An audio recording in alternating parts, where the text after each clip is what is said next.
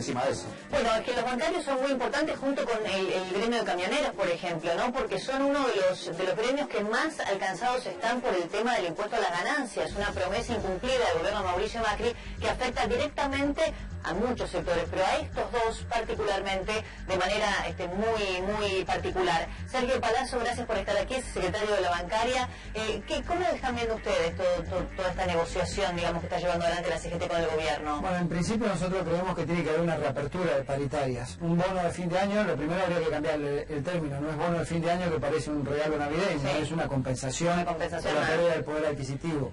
La reapertura de paritarias obedece que el bono es por única vez y los precios te quedaron consolidados ya en una forma estable por encima del acuerdo paritario, con lo cual resolvés el problema hoy, pero abrís una instancia de negociación en la próxima paritaria arrancando por encima de las previsiones inflacionarias que el gobierno pretende que sea una discusión.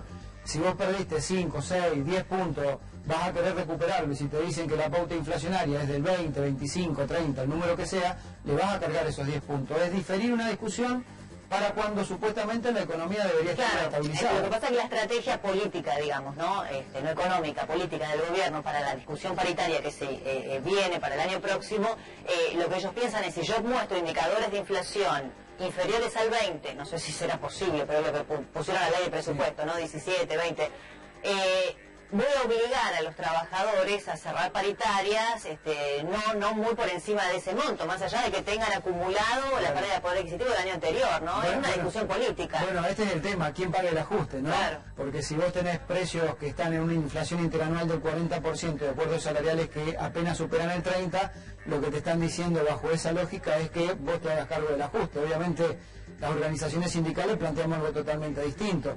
El bono puede ser una circunstancia en alguna de las actividades que no tienen prevista la reapertura paritaria. En mi actividad, nosotros en el punto 15 del acuerdo que suscribimos salarial, establecimos que si había una variación en términos de la economía que hiciera necesaria la reapertura de las paritarias, cualquiera de las partes la podía pedir. Por eso Bancaria está pidiendo reapertura de paritarias.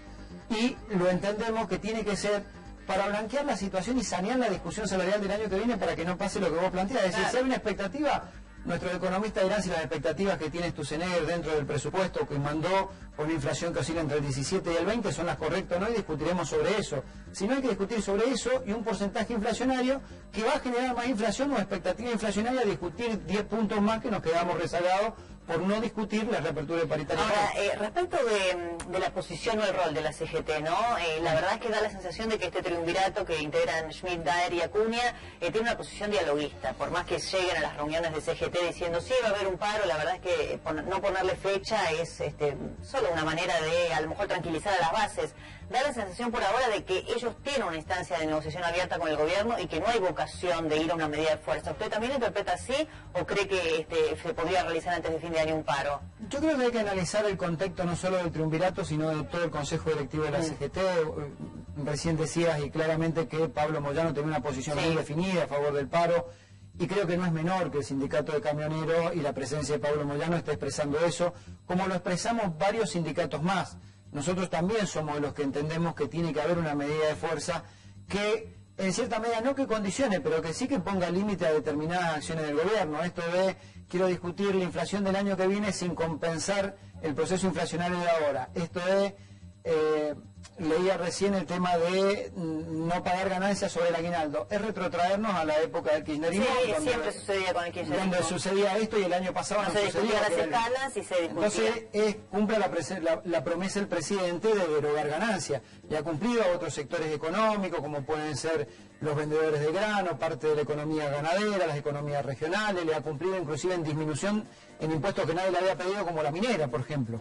Entonces, sostenemos que hay que cumplirle a este sector. También somos conscientes que hay que discutir una reforma tributaria para dotar al Estado de los recursos suficientes para que se lleve adelante esta política. Pero claramente hay que priorizar que el trabajador no pague ganancias porque es consumo interno y reactivación de la economía. Yo creo que quedamos como siempre como último orejón del carro, porque el gobierno se dio cuenta que se desfinanció. O sea, el gobierno llega al poder y a los pocos días, como dice usted, le saca las retenciones a grandes sectores, incluidas las mineras, y se desfinanció porque se dio cuenta de que después le faltaban recursos, realmente. Bueno, entonces ganancias quedó afuera. Claro, fíjate que tiene tres problemas para el ejercicio económico o el ejercicio fiscal del año que viene. Uno, la rápida desfinanciación que acabamos de enumerar con quita de retenciones. La segunda, tiene que ver con que el déficit fiscal continúa. Menos recaudación por IVA, por ejemplo, por menos consumo. Claro, continúa el déficit fiscal. Y la tercera, que tomaste un endeudamiento externo para cubrir ese déficit fiscal y para cubrir otras obligaciones que vienen del acuerdo que se hizo con los fondos buitre. Con lo cual tenés menos recaudación, mismo nivel de gasto y un endeudamiento. Otra vez vas a tener que necesitar un proceso de ajuste antes que termine el año. Y ahí los trabajadores que pagan ganancias están otra vez complicados, ¿no? La verdad, porque siempre porque es un universo pequeño. O sea, para el gobierno, eso es lo mismo que decía Kicillof. Como es un universo pequeño de los asalariados, la verdad es que lo dejan de un lado y como el costo fiscal, por más que sea un universo pequeño, es alto, siempre terminamos con lo mismo, ¿no? Mira, vengo de una reunión con Federico Sturzenegger, el presidente central, que decía exactamente esto. Es el 10%, le digo, tenés el discurso kirchnerista. Claro. Es decir, el 10% de la población de trabajadores paga impuesto a las ganancias. Pero, ¿cuál es el tema? El propio Banco Central acaba de emitir un informe ayer muy interesante, donde habla de la carga tributaria sobre el salario y concluís que el 50-52% de tu salario termina en manos del Estado, ya sea por vía de IVA, por vía de inflación o por vía de impuestos nacionales. Agregale los servicios que le paga al Estado por servicio que te presta y estás en que el 60-70% va al Estado de tu salario. Con lo cual, claramente hay que diseñar una política tributaria nueva que tienda a atender más equidad. La renta financiera no paga impuestos a las ganancias. Creo que habría que acentuar y profundizar el marco del juego, donde el Estado puede recurrir a fondos para dotarse y no desfinanciarse como le está pasando en la actualidad y poder cumplir la promesa electoral por la cual muchos integrantes de la clase media argentina también lo votaron al presidente Macri, ¿no? Pablo Palazzo, la semana pasada bancarios miércoles y jueves de 13 a 15 estuvieron en asamblea. Esta semana vuelven a repetir el miércoles y jueves y extienden una hora más. Y analizamos la posibilidad de hacer un paro. La CTA se va a reunir y va a definir si van a impulsar o no un paro. Si la CTA impulsa un paro, ¿bancarios la acompaña? No, nosotros estamos dentro de la CGT y en el marco de la CGT actuaremos conforme a eso.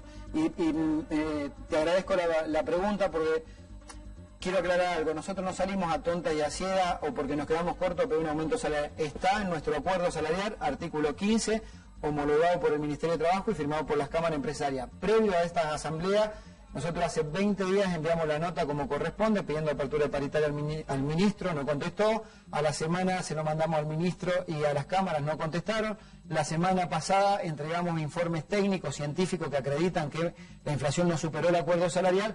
Por eso, ante la falta de respuesta, son las asambleas. No es una cosa tonta y a ciega. Estamos siendo lo más prudente posible, pero claramente si no hay una respuesta llegaremos y concluiremos como actividad con un paro en el mes de octubre. Esta semana se mantiene lo del miércoles y el jueves en las 3 horas. ¿Y el próximo paso?